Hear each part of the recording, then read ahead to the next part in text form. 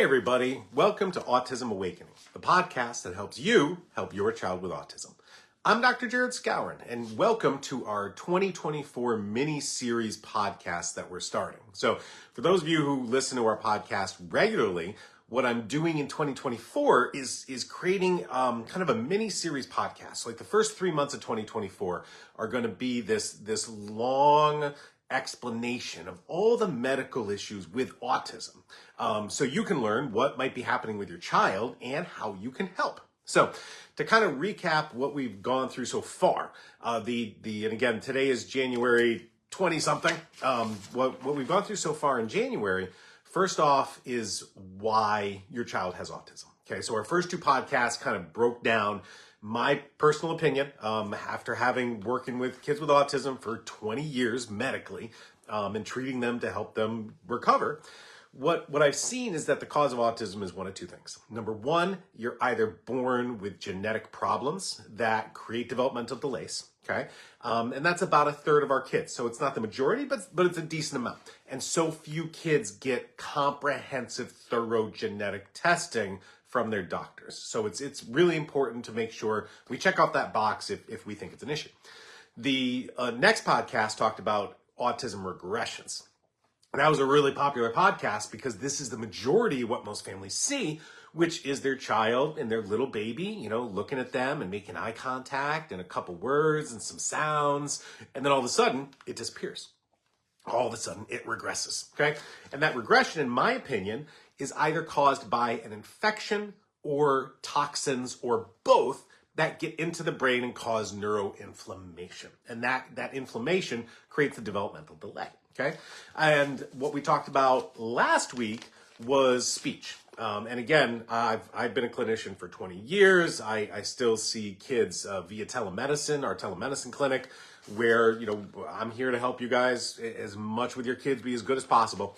The number one thing that most parents talk to me about is, I want speech. I want my language back, my kid, okay? How else do I know if they're happy or sad or in pain? Or why are you screaming? What do you want? I want to stop the screaming and I want to help you to do that. So we talked about language last week, and we talked about how language can be improved by balancing brain chemistry. Okay, and brain chemistry, or there's chemicals in our brain, things like serotonin and melatonin and dopamine and adrenaline and GABA and all sorts of different chemicals that control how our brain functions. And this is really associated with speech because a lot of our interventions that we do to change brain chemistry levels help with speech in your child. Okay, so those have kind of been the first three podcasts of this mini-series, just to kind of catch you up to where we are. Now, what we're going to be talking about today are motor skills, okay? And we're going to be talking about motor skills because I'm walking through this mini-series kind of along the assembly line of how autism happens, okay? And that's where I'm kind of creating this whole plan. So again, why autism? In my opinion, genetics or a regression with virus or toxins. Both of those will change brain chemistry, which affects language. And now we're going to be talking about mitochondria, okay? And mitochondria are essentially the major medical cause for motor skill issues, okay? So we'll get to that in a little bit. So we're going to be talking about mitochondria, but let's talk about motor skills first, all right? Motor skills, when I look at the majority of kids with autism, okay? Most kids have good gross motor skills. All right. Gross motor skills are your kid jumping around on your couches and swinging from the chandeliers and just having a lot of physical activity. That's really the gross motor skills. And the majority of kids have good gross motor skills. I see a lot of great live questions coming up. I got a lot of great comments, especially Brianna's. I can't wait to answer yours. We'll get there. We'll get there after our topic. So lost my train of thought now, didn't I? Gross motor skills, the majority of our kids are good, okay? Our kids are running around, they're climbing, they're jumping, they're hooting, they're hollering, that's fine. We do have kids with poor gross motor skills, and those kids are often quite severe. And those kids often have more genetic causes. So if you do have a kid with gross motor skill issues or a child who is as severe on the spectrum and low functioning, I would definitely look into that genetic testing. Okay, so gross motor skills are fine. And usually the first 12, 24 months of gross physical development is fine. I mean, we're looking at autism as developmental delays, but it's really cognitive developmental delays. Most of the physical stuff is going to be fine. Your child's going to crawl on time and walk on time and kick a ball on time. All those things are usually pretty good, majority of our kids. Where the majority of our kids falter is with fine motor skills. Now, fine motor skills are small things, using your fingers. And so these are things like using utensils. This is using crayons or pencils or pens. This is buttoning. This is using a zipper. Can I use my hands for small things? And that's why I was talking to a patient yesterday. I said, hey, can your child, use a crayon? And she's 7. And she said, well, and I got a bottle here. Do I have a pen anywhere? Hold on. The prop guy was here. All right. So, I've got this 7-year-old I talked to yesterday where, they don't use their writing utensil like this. They grip it. They grip it and go like this. Okay? And that's because grip is a gross motor skill because I'm using my arm muscles, not my hand and finger muscles. All right? So that's kind of the difference. And again, they don't like utensils. They don't like to draw. That's kind of fine motor skills and things that you're working on with your OT, with your occupational therapist. Okay? So that's kind of fine motor skills. Now, the reason that, let's weave in the mitochondria here. The reason that these fine motor skills are problematic is because the mitochondria aren't working as well as they should. Okay? And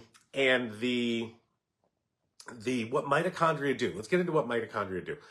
Mitochondria make energy. Okay? That's their job. All right, we probably all remember from high school biology, the mitochondria is the powerhouse of the cell. What does that mean? What it means is it makes energy, okay?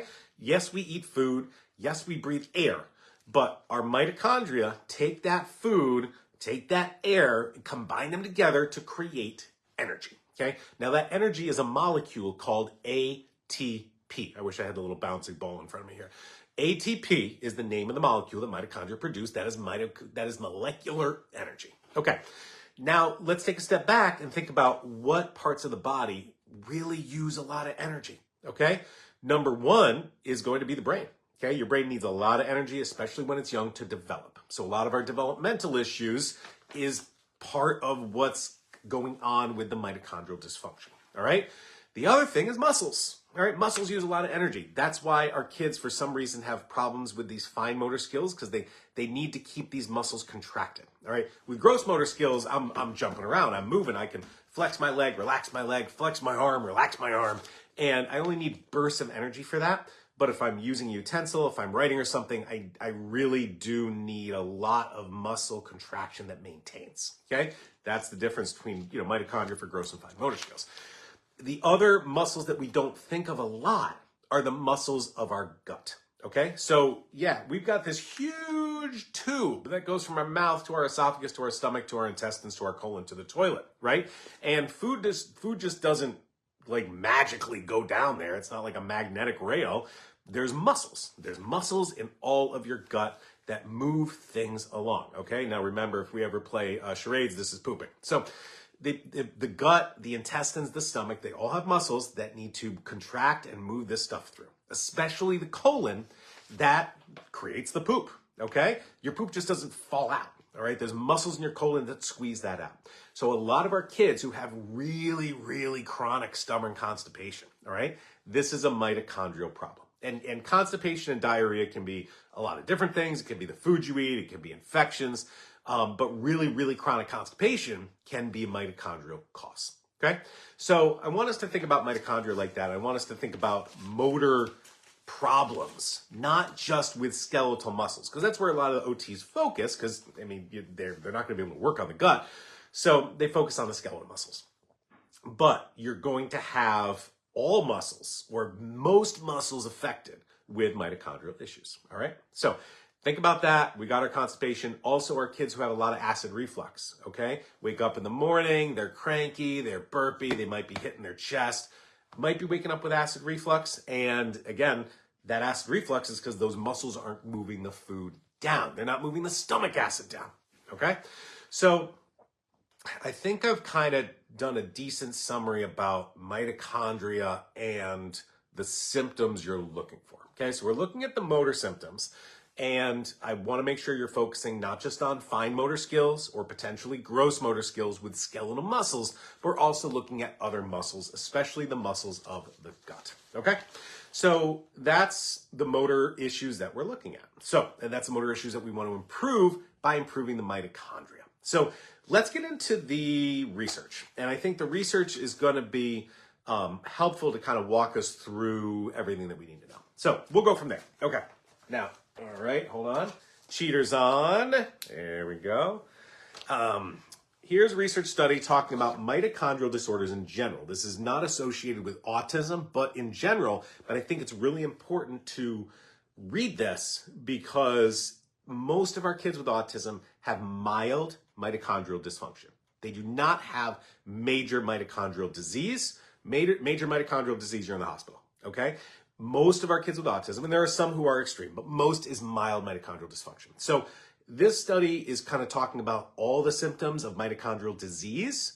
What I want to really emphasize for you guys is that your child may have some of these, but not all of these, okay? Don't throw the baby out with the bathwater. Don't look at this list I'm going to read and say, well, my child doesn't have all of these, so they couldn't have mitochondrial issues. No, there's a continuum of severity of mitochondrial dysfunction versus disease. All right, you get the point. So clinical presentations of mitochondrial disease vary. Again, really want to highlight that. They vary. They include symptoms of fatigue, skeletal muscle weakness, exercise intolerance, short stature, failure to thrive, blindness, eye issues like ptosis, can't read that one right now, nystagmus, hearing loss, hypoglycemia, diabetes, learning difficulties, intellectual disability, seizures, stroke-like episodes, spasticity, dystonia, hypotonia, that's the low muscle tone, pain, neuropsychiatric symptoms, GI reflux, dysmotility, GI pseudo-obstruction, cardiomyopathy, cardiac issues, and other endocrine, renal, cardiac, and liver problems. That's a pretty long list of things. Most of our kids aren't going to have all of these, but many of our kids will have some of them, such as the low muscle tone, the hypotonia, the dysmotility, which is the constipation, the intellectual disability, the learning difficulties. One that I want to highlight here was those eye ones, okay, the ocular issues.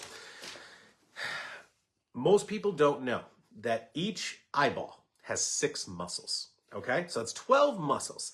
And those muscles better be working together, or else our kids' eyes are going to be looking this, that, and the other way, and they're going to have double vision. But they're not going to be able to explain it to us because they don't know what it is, don't know what's going on, and potentially are nonverbal. So many of our kids don't focus with both eyes on the same thing, okay?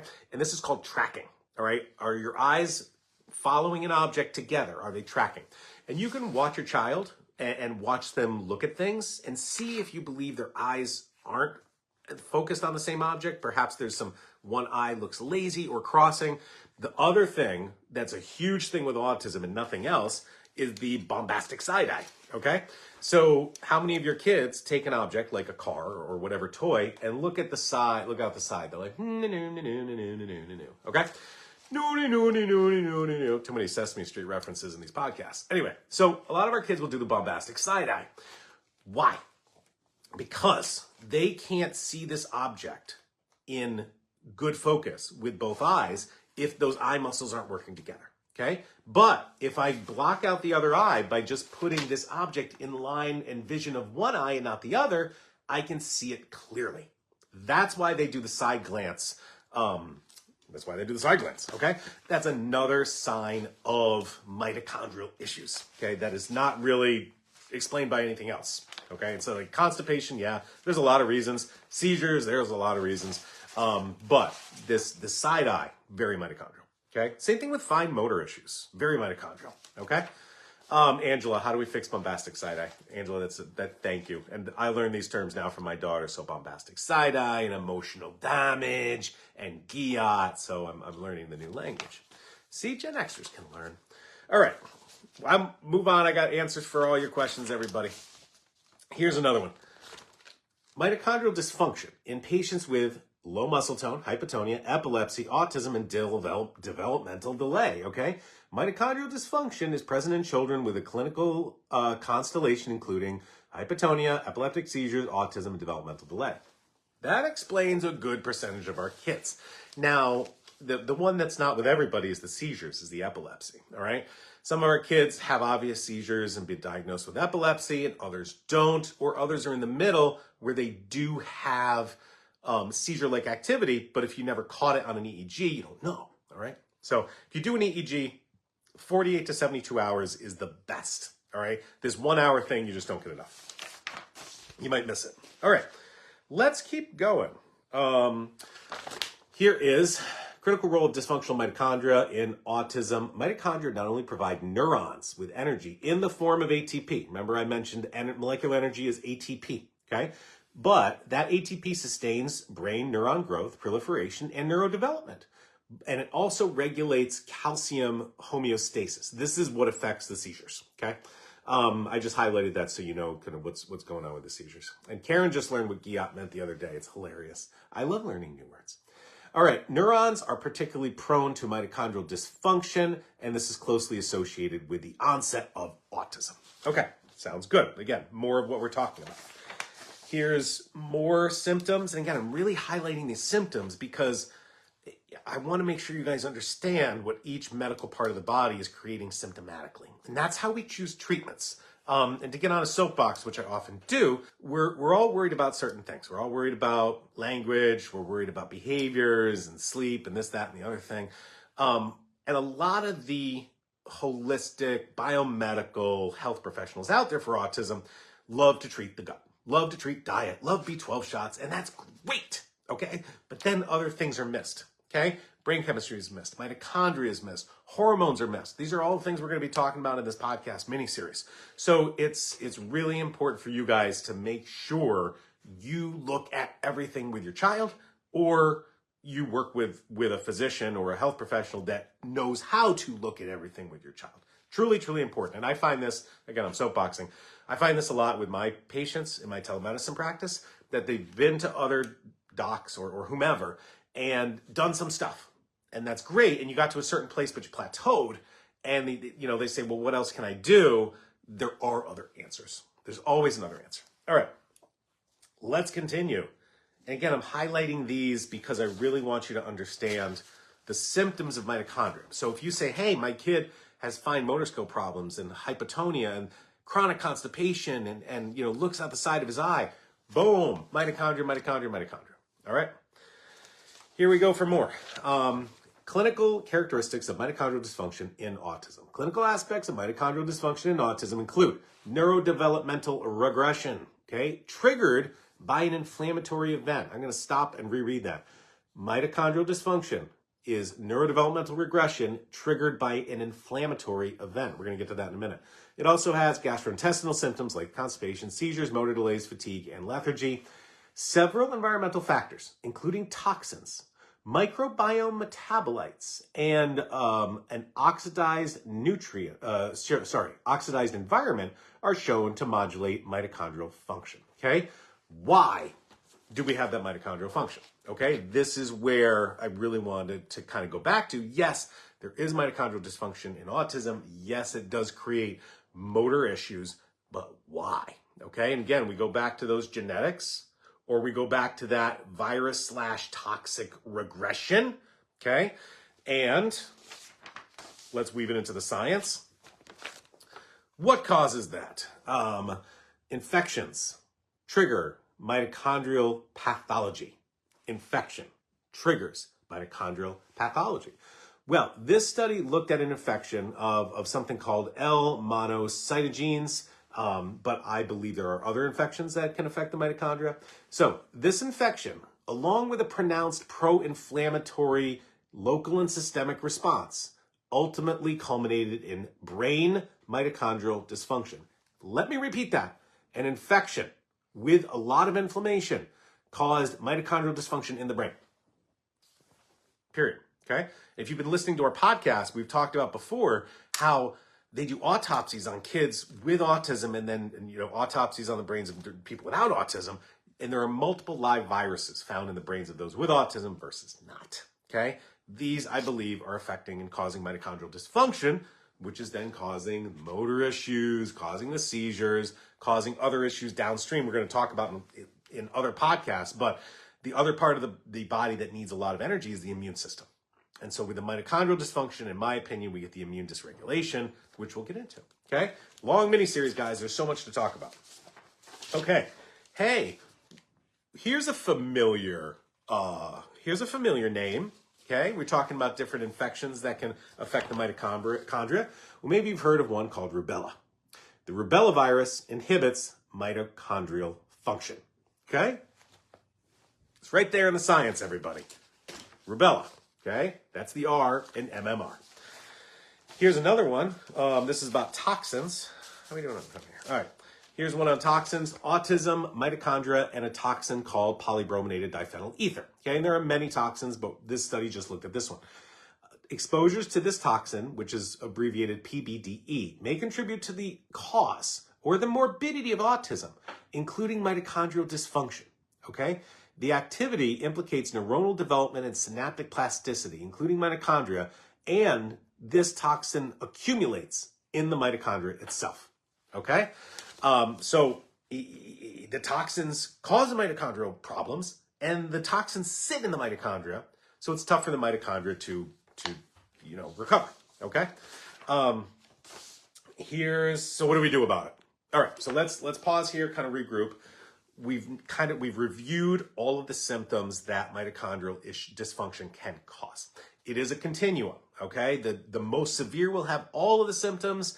The more mild will have a few. All right, and I really want to hone for our kids. That's the fine motor issue. That's the constipation and possibly the seizures. So think about that. And again, the side glance. Somebody just asked a question, and Reem, and I'm going to jump into it before I continue on the research studies. Let me finish our summary. We know the symptoms of mitochondrial dysfunction. We know mitochondrial dysfunction is associated with many cases of autism, and we have research that both toxins and infections can be the cause of the mitochondrial dysfunction. Okay, got it. Reem said, what's the best test for mitochondrial function? And that's a great question. That's a great thing to talk about here. How do I know if my child's mitochondria is functioning or not? Okay, there's two tests. Number one is the OAT test, the organic acid test. And this is probably the number one most popular test in the biomedical world with autism. And there's a group of organic acids that will identify mitochondrial function. So that's probably the first place to go. If you have an OAT test, I would look at that. If you don't have an OAT test, you can get one from your physician. You can get one from our website. There's a lot of places you can get this. It's a urine test. It's pretty easy to do. And there you go. Okay. And there's both specialty labs as well as main street labs or big box labs that do the OAT test. So you can get this practically anywhere. And in most countries, I've got a lot of international patients, and we use their local labs to do organic acid tests. It's widely available.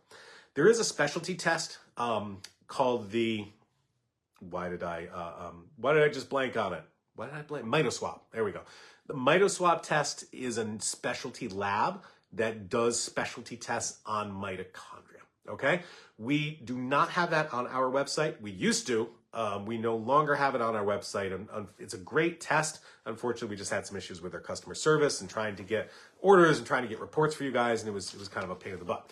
So the Mitoswap is out there if you're interested, not through our website, but you can get it through your physician, or get an OAT test, which you can get through your physician or through our website. All right.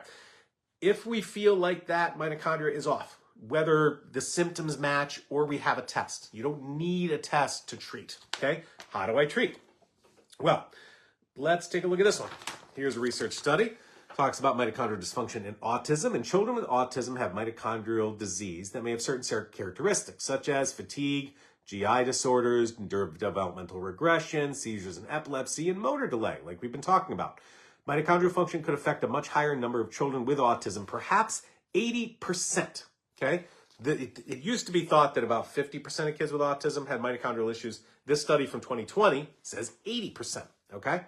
Several treatments that target mitochondria appear to have evidence for use in children with autism, including carnitine and the ketogenic diet. Okay? So let me review those. Carnitine is a protein. It's an amino acid And in my opinion, it's probably the most important natural treatment for mitochondria. All right. It's got a lot of decent research used by a lot of people. There's vitamin forms, there's pharmaceutical forms. Carnitine is great for mitochondrial function. In fact, we've got a supplement called mitocarnitine. Okay, it's a capsule of carnitine. You can get carnitine in a lot of different places, in a lot of different forms. Not the best taste, but you can get carnitine. Okay. Why the ketogenic diet? The ketogenic diet helps because the mitochondria can turn both carbs, fat, and proteins into sugar, okay? We have a very high carb diet in America, obviously, okay? The ketogenic diet is practically no carbs. It's just mostly protein and fat, okay? Some of our kids with mitochondrial issues have a real problem converting the carbs to energy, but they can convert the protein and the fat to energy. So the ketogenic diet, which is basically low carb, high protein, high fat, the old Atkins diet, is a way to keep the mitochondria producing energy, from protein and fats. Also, when you do go into ketosis by eating no carbs, then your brain is fed by ketones versus sugar, and the brain actually does much better developing with ketones than sugar. So if you're interested in a no carb diet for your child, just proteins and fats all day long, it might help, okay? The ketogenic diet is also the #1 diet for seizures and epilepsy.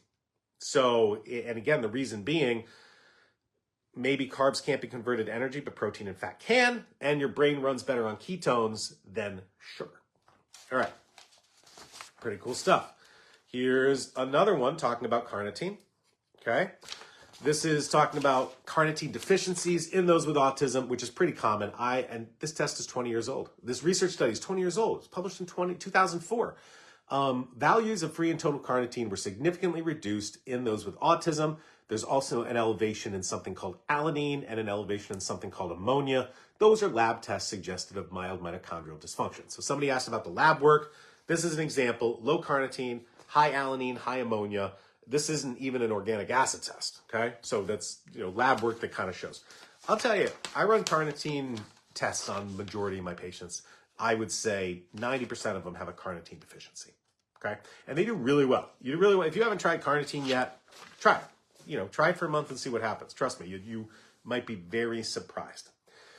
Let's keep going with this. Hey, carnitine in autism. Carnitine plays an important role in the functioning of the central nervous system, and especially in mitochondria, okay?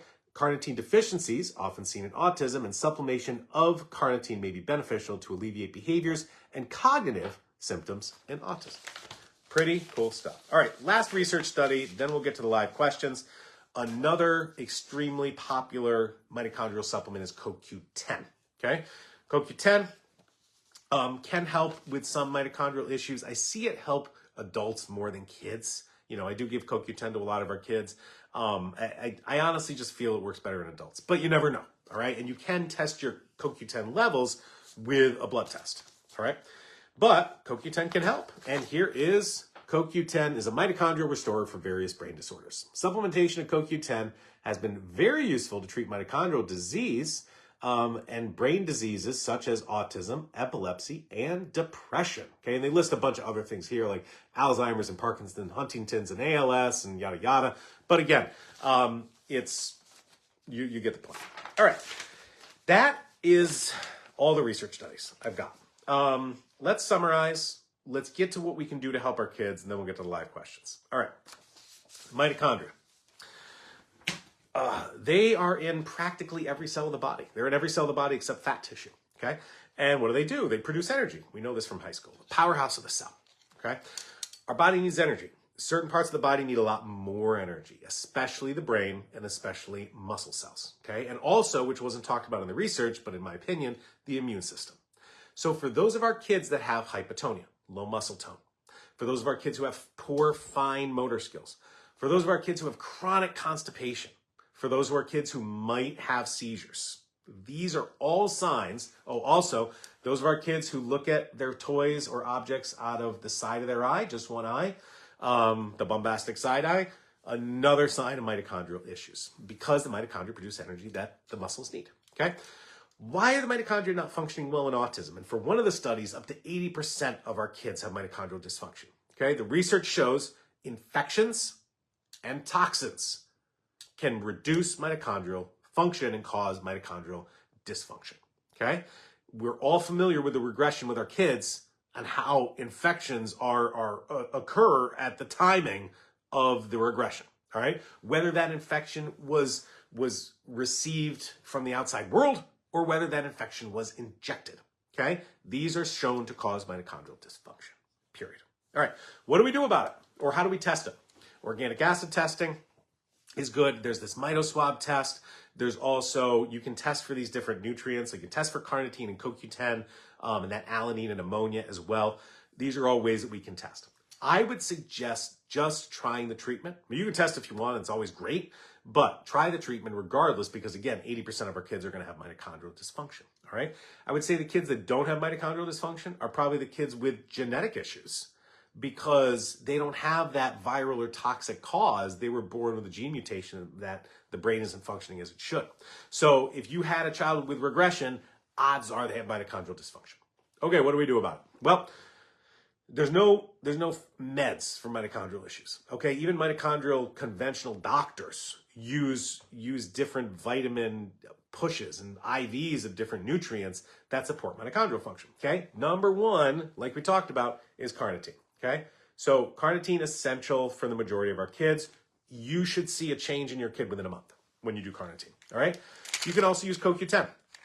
Okay, so we've got a CoQ10 here as well. A lot of CoQ10 supplements out there. One important thing about CoQ10, all vitamin supplements are not created equal. Some vitamin supplements, it doesn't matter what you get. Everything is there. Some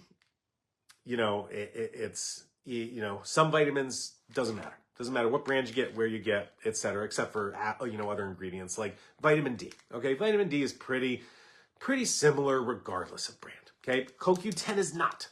And this is what I want you to look at, all right? Let me see if I can see it first before I hold it up to the phone. Okay, there's two different kinds of CoQ10.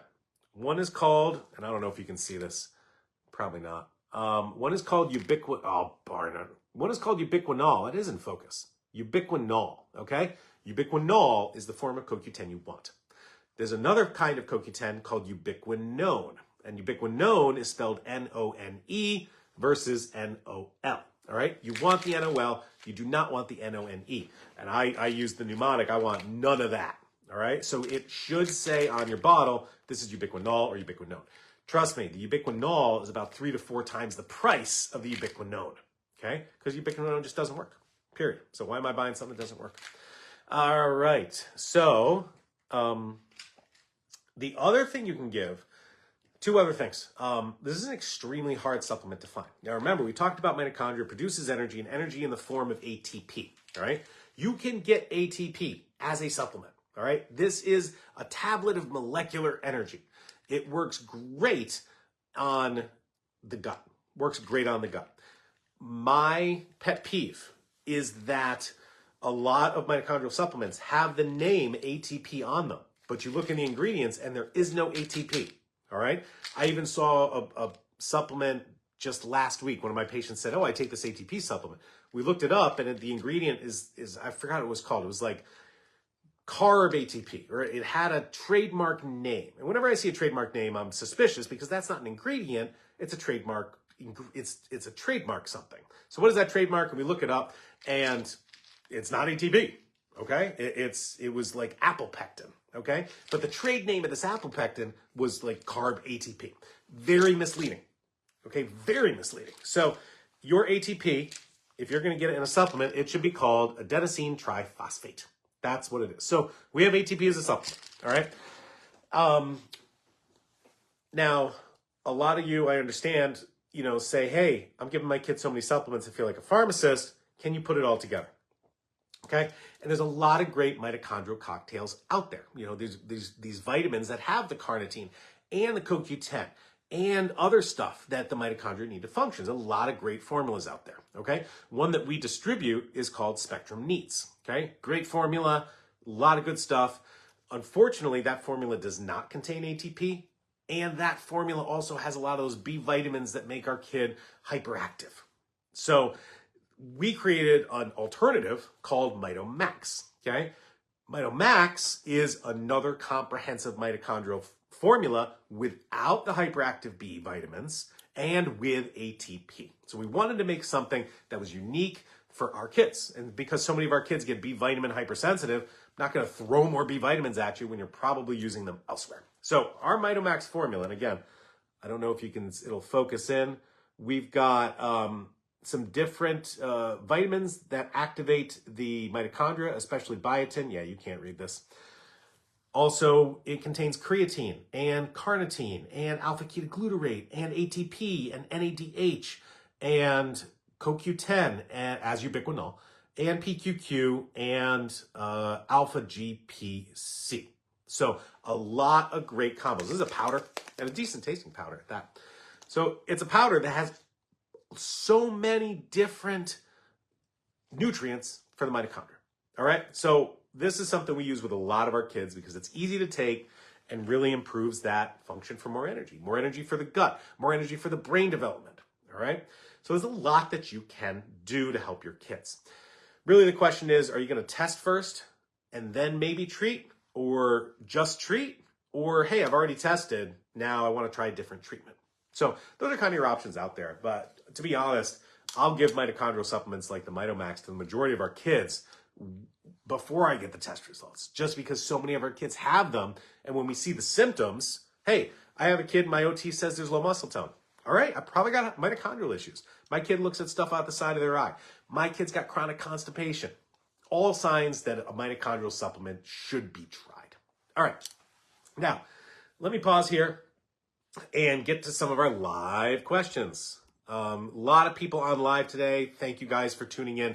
And again, if you're new to Spectrum Awakening, we record our podcast live on our Facebook page. So every Thursday, 12:15 p.m. Eastern Standard Time, we record this podcast on a Facebook Live on our Spectrum Awakening Facebook page. You guys take part in live, listen live, ask live questions, and of course, watch later if you want.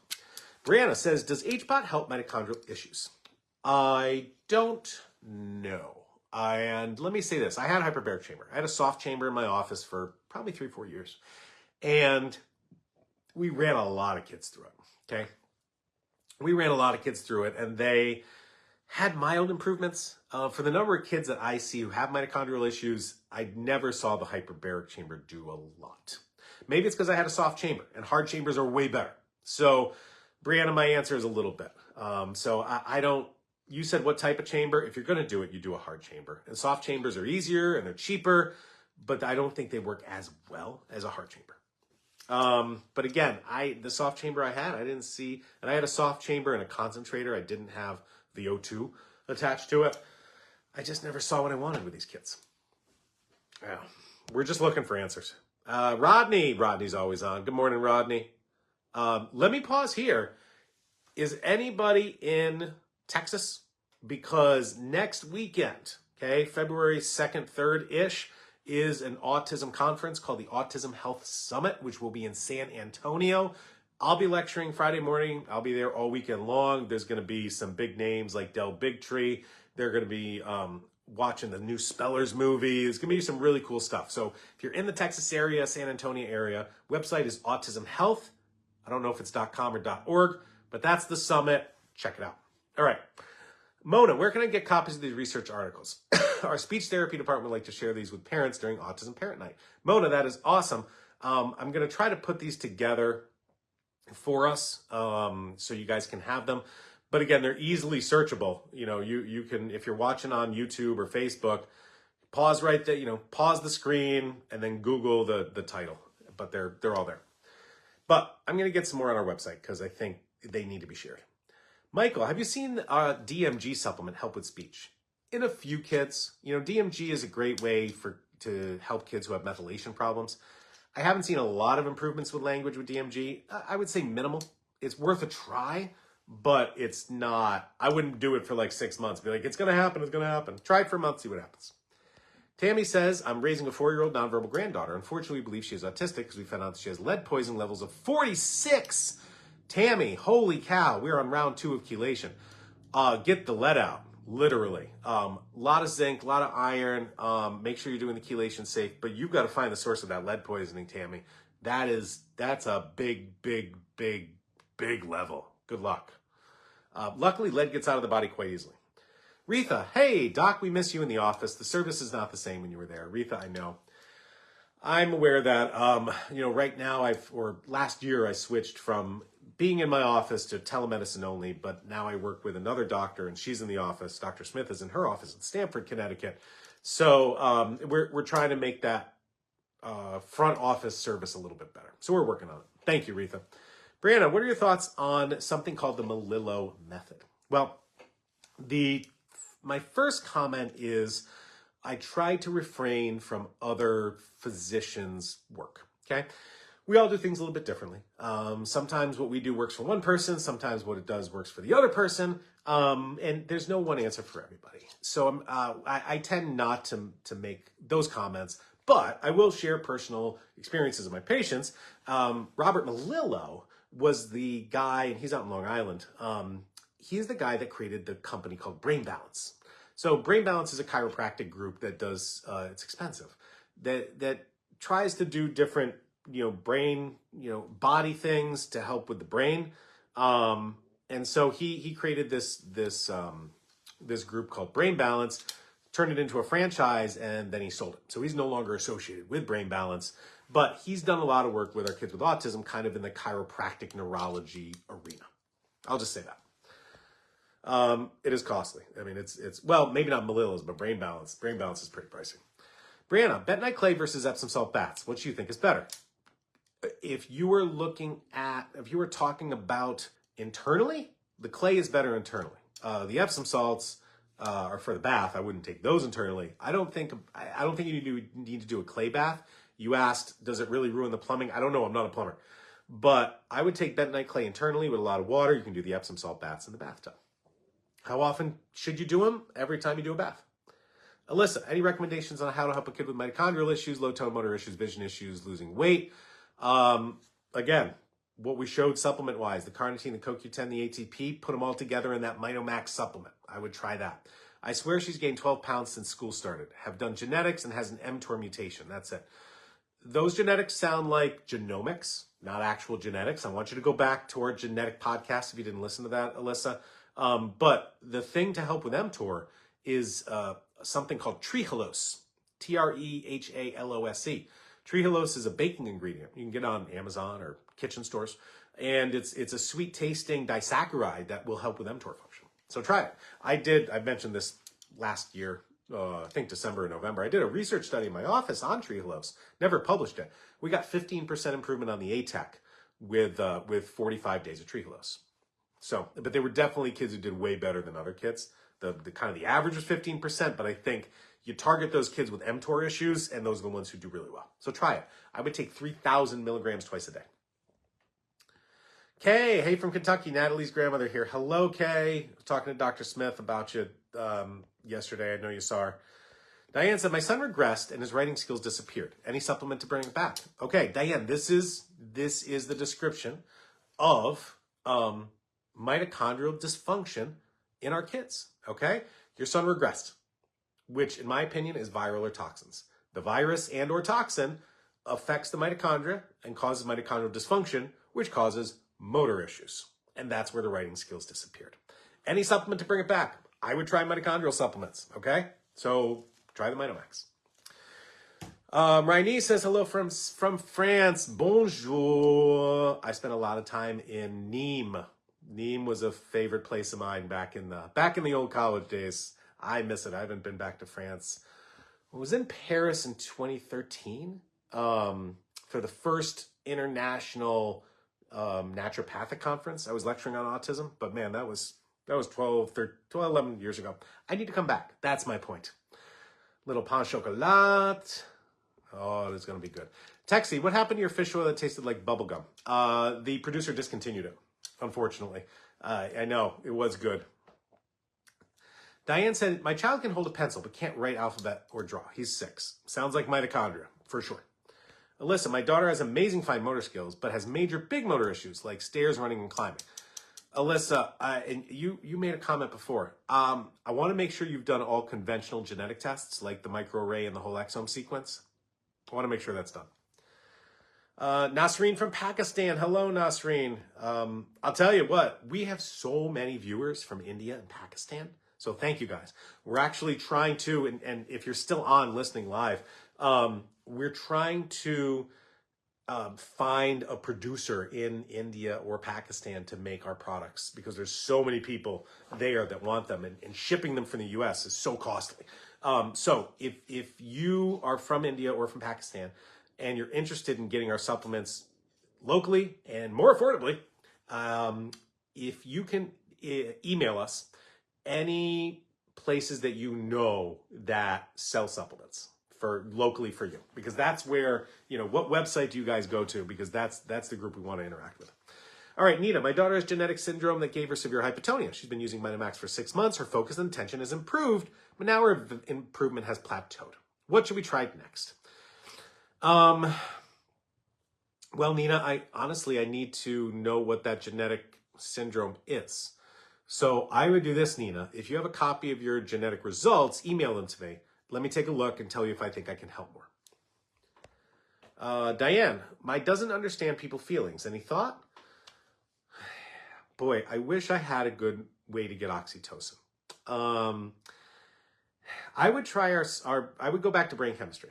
What is understanding feelings? What is empathy besides different levels of brain chemicals like serotonin? So I would try our super serotonin support, but I would kind of go down the road of brain chemistry, maybe try the Scourin solution and see if that helps.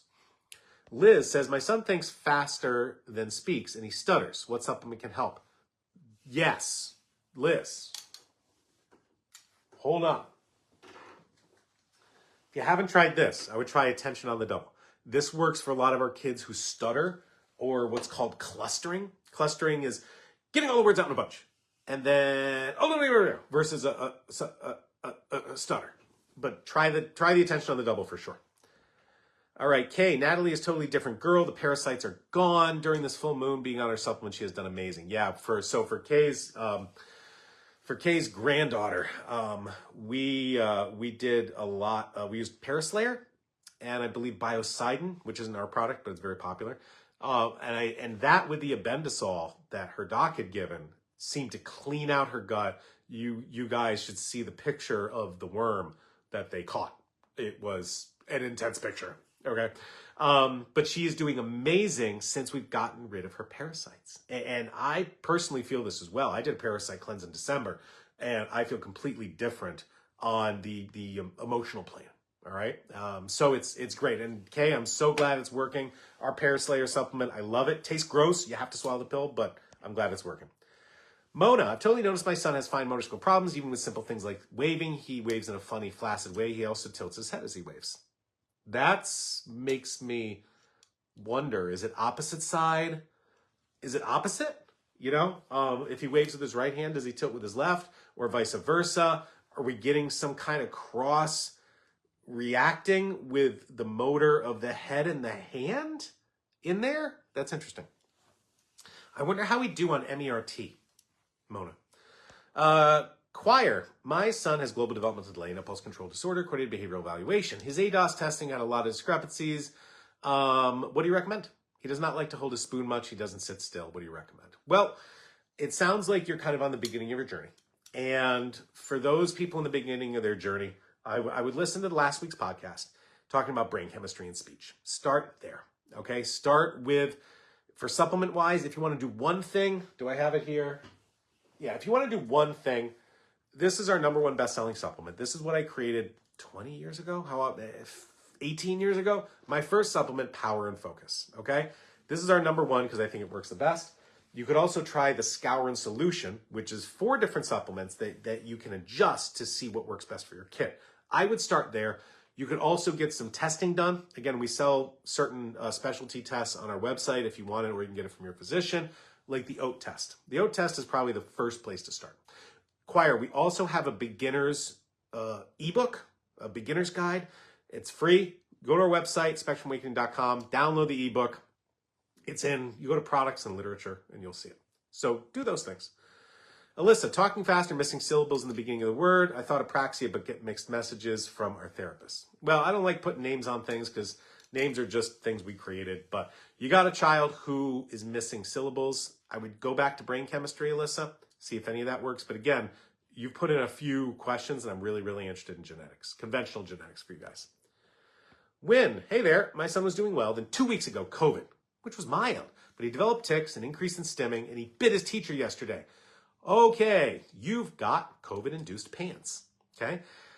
For those of you who have not heard of PANS or PANDAS, this is an autoimmune condition against the brain. We will have a whole podcast about it. We have had podcasts in the past about it.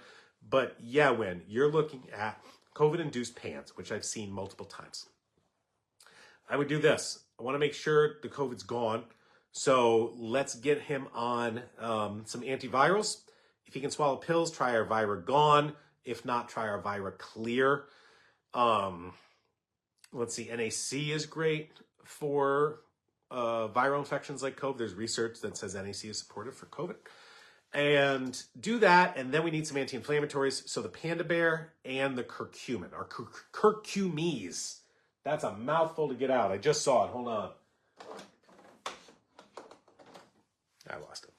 Anyway, yeah. So the Panda Bear and the curcumes are anti-inflammatories, and then we hit the antivirals. I would do both. It's going to take a bit. It's going to take a bit, but I have seen COVID-induced PANS multiple times. All right, Diane, my son's pronunciation has changed too. For example, he calls banana baga. It sounds like the Minions, bananas. Again, go back to that brain chemistry. All right, hit that. Brianna, can mito issues cause poop to be loose and not formed? Yes, indirectly. Because what happens is if you've got mitochondrial dysfunction and the constipation that goes with it, it can kind of spiral into impacted colon, which means you've got this big poop that's stuck up high, all right? And what the body does is it tries to wash it out, tries to wash it down, so it really dumps fluid onto it, and it kind of gets a little bit of poop and sloughs off. The whole thing doesn't move, but that slough off are just these piles. So yes, you can still have mitochondrial dysfunction with these piles of poop. Kay says Natalie has bad fine motor skills with using a pencil, crayons, and utensils. Kay, I don't know if we've done mitochondrial support yet. All right, we got time for a few more questions here. Sherry, I've read dyspraxia goes with carnitine deficiencies. It can. My son was diagnosed with PDD, NOS, hyperlexia, hypotonia, dyspraxia, OCD. I always question mitochondrial dysfunction, but the neurologist refused to test the mitochondria. I'm going to stop there and say this. The specializations of medicines are a bane and a curse, okay? I can't go to my barber and get an oil change, and I can't go to my neurologist and ask for a heart transplant. Okay, neurologist doesn't focus on mitochondria, so I can see why they wouldn't test. Say, not my arena. I'm not going to cut your hair or change your oil either. So this is why, guys, this is why you need to get an autism specialist. Okay, yeah, neurologists are great, pediatricians are great. Yes, that's great, but you need the specialist for what your child's going through. You need an autism specialist doctor. Okay, neurologist, great, can handle the neuro things. They're not mitochondrial experts, okay? I wouldn't expect them to be. So that's why you need a really, really, really, really, really good biomedical or MAPS doc. All right, my son started having metabolic methylation deficiencies and seizures triggered by dental varnish, worked with a naturopath in 2017. He's only 75% recovered, still holds hands. I did the mito swab and was severely deficient in all 4 complexes.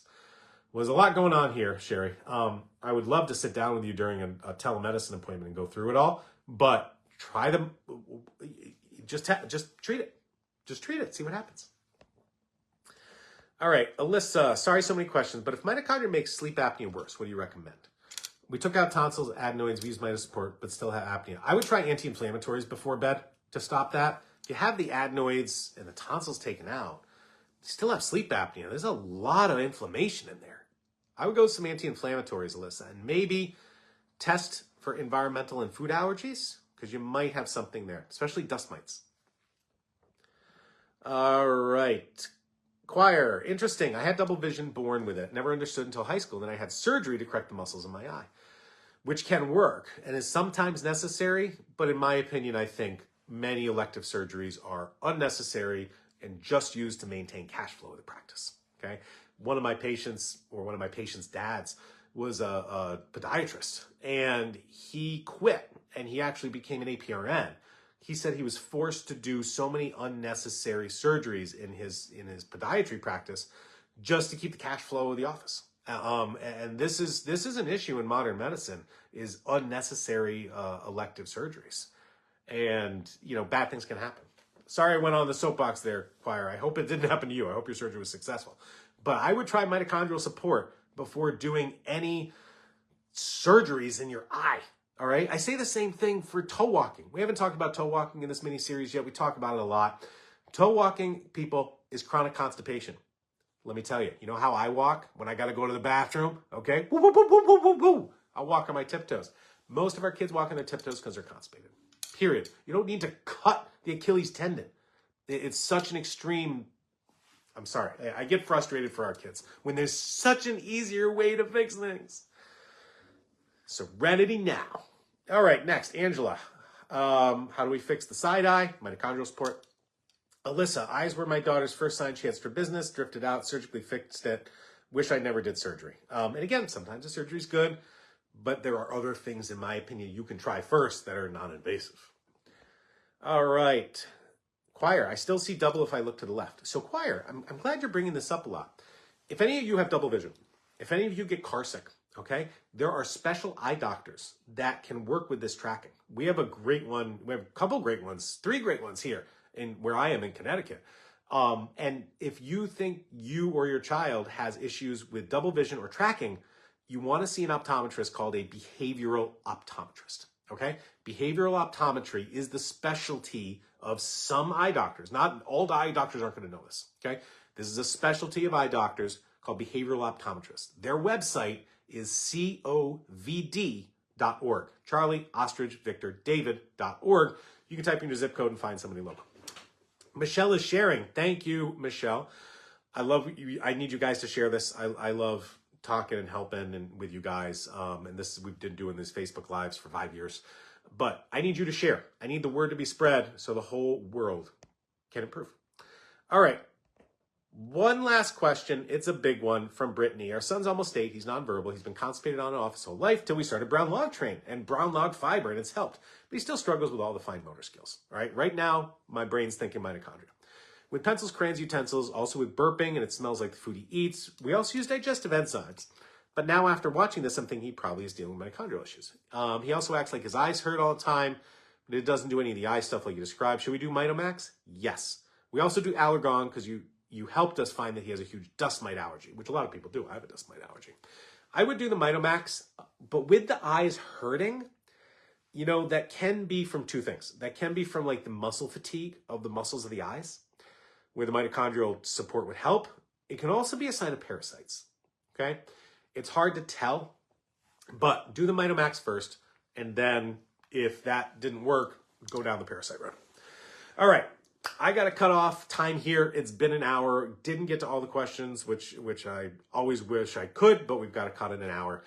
But make sure you guys come back next week. We can keep asking questions. So let's review today. All right, this is our mini series on the medical issues of autism. It started out with, why do we have autism? Is it genetic or is it a regression from a virus and or toxin? Okay, both of those things affect the chemicals in your brain that control language. So we talked last week about balancing brain chemistry with different nutrients to improve brain chemistry to then support normal language.